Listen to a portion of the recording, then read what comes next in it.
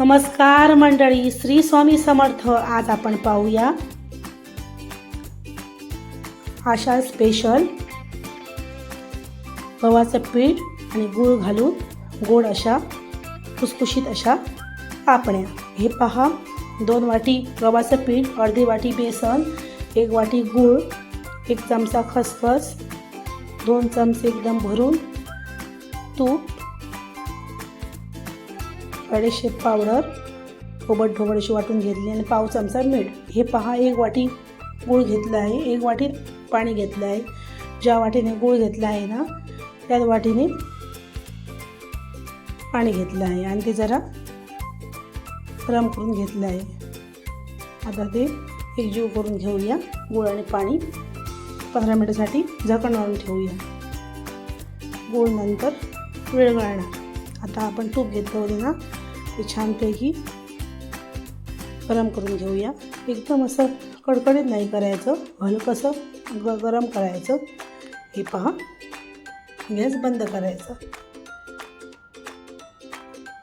आता आपण एक काळण घेतली आहे, त्याच्यात गव्हाचं पीठ घालून घेऊया.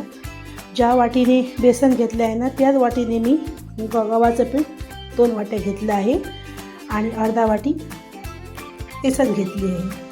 आणि बेसन घेतलं त्याच वाटीने मी 1 वाटी गूळ घेतला आहे. असं प्रमाण घ्यायचं. छानपैकी हे चाळून घ्यायचं. ह्या कापण्या 8 दिवस काही होत नाही, खूप छान राहतात. आणि हे पीठ आता आपण एकजीव करून घेऊया.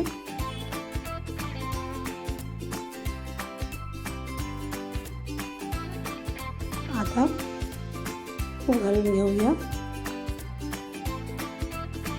तूप जरा हे आहे, गरम आहे म्हणून चमच्याने एकजीव करून घ्यायचे.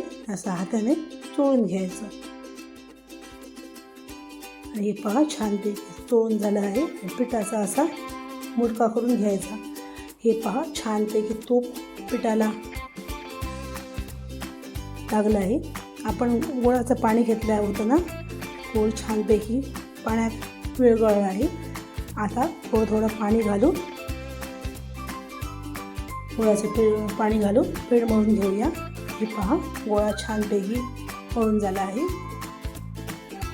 तर तो झाकण बांधून 15 मिनिटासाठी ठेवूया, 15 किंवा 20. हे पहा, 20 मिनिटं झाली आहे.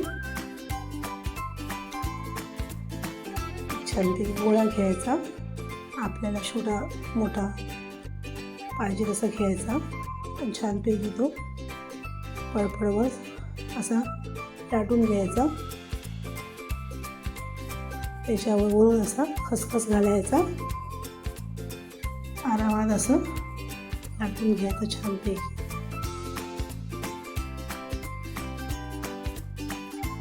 पहा, मी व्हिडिओमध्ये सांगते तसं तुम्ही करा. हे पहा, आरामात असे सुरीने कडकून घ्यायचा.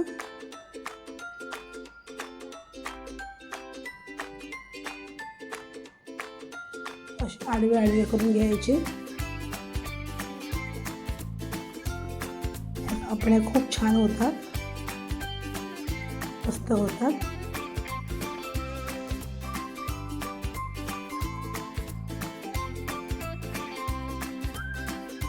हे पहा, आणि सोडत्या वेळी गॅस बंद करायचा, फास्ट नाही करायचा.